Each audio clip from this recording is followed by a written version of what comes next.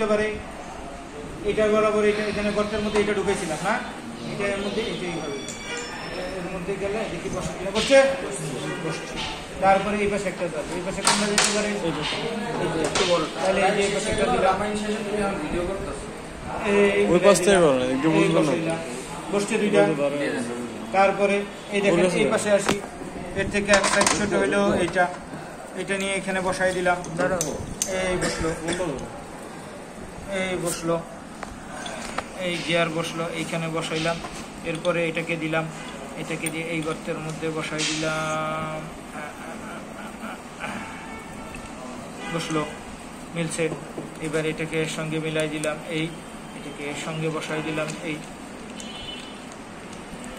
এইবার এটারে রাখলাম, এবার এটার প্রথমে গিয়ার লাগাইতে থাকি, 1 2 3 4টা গিয়ার এই বসায় সব একসঙ্গে রাখলাম, রাইখা সর্বপ্রথম এখানে একটা গিয়ার, এই গিয়ার বসবে, তাহলে এখানে একটা কি বসবে, লক বসবে।